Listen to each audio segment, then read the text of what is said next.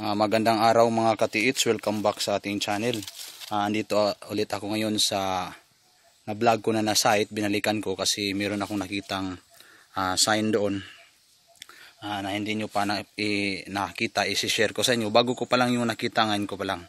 Ito yung frog shape stone. Tapos ito yung heart shape boulder na may arrowhead. At bago ang lahat, nais ko muna magpasalamat sa mga sumusuporta at sumusubaybay sa channel ko. Maraming salamat sa inyo, lalong lalo na sa mga subscribers. At sa bago pa lang bumisita sa channel ko, hinihikayat ko kayong mag-subscribe upang mapanood nyo yung mga bagong uploads ko about treasure hunting. At shout out nga pala ako sa mga katiits natin dyan.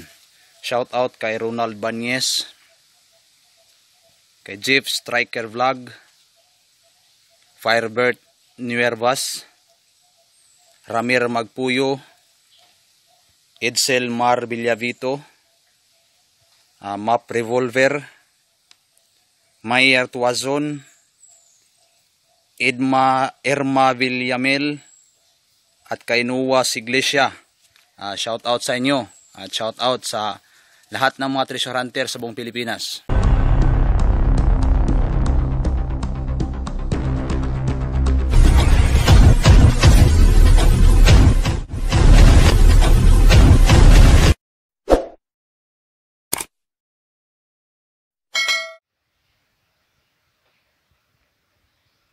Okay, ito yon. Ito yung frog shape stone. At tapos ito yung kanyang mata, heart, is nakaturo andon. Andon sa may nakatanim na mga gabi andon. Tapos yung nakita kong sign is andon sa may bandang itaas niya. Ito heart shape ito na maliit. Tapos frog. Ito yung heart shape boulder na may arrowhead. Doon tuturo sa bato na yon.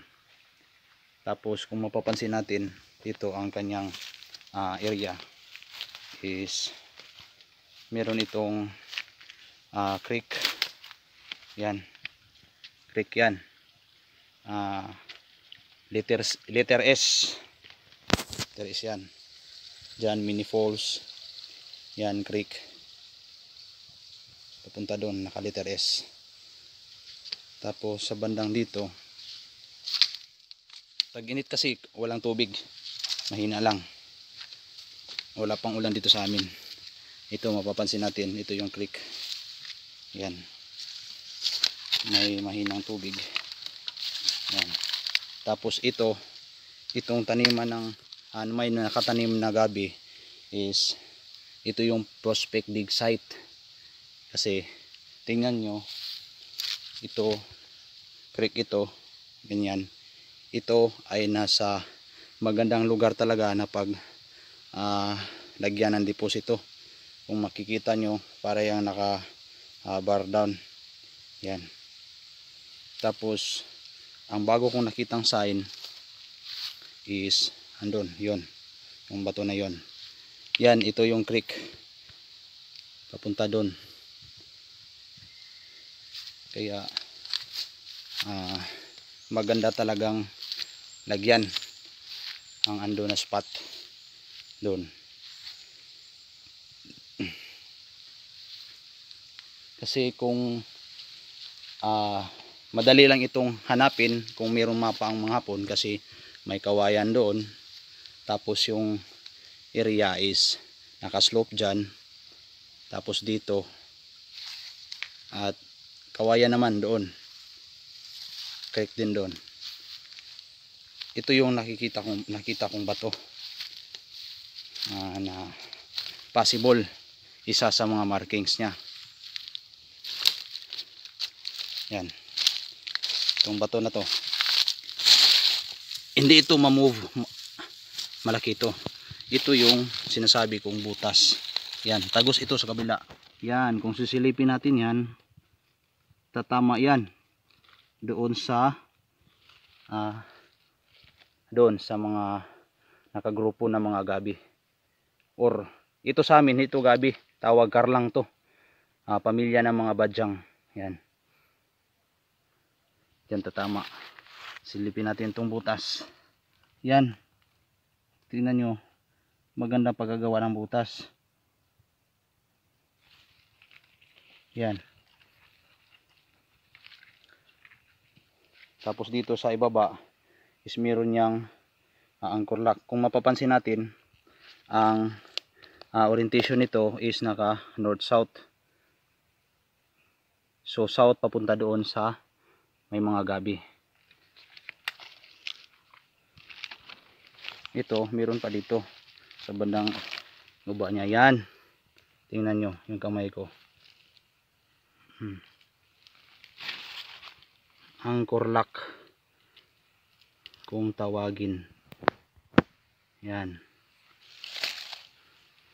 Ito yung butas. Yan. So, ito, dalawang possible dig spot. Andon sa bandang taas niya at sa dito sa taniman ng gabi. Diyan. Diyan yung mga possible dig spot. Dito. Kasi napakaganda ng lugar, very strategic. Kasi mapapansin mo, yan yung forma ng creek. So dito sa bandang gilid ng creek, ito napakagandang paglagyan. Kasi agad na matutunton ito dahil sa formation ng creek. Tapos sa mga markings, sa mga landmark na kawayan. Yan. Ito magandang sign to. Butas. Ngunit hindi ko pa lang napagsabihan yung may-ari dito kasi hindi siya naniniwala ng treasure. Karamihan sa taga-amin is hindi naniniwala. Kaya hirap kumbinsihin. Ito. Yan, angkor. Para nga itong simento. Yan, kung matitingnan nyo, makikita nyo, parang simento yan. Napansin ko lang to nung nagsinorby ko pa yung area. Meron palang ganito na sign dito. Yan, maganda.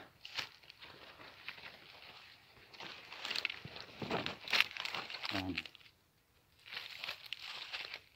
Kaya dyan yung prospect.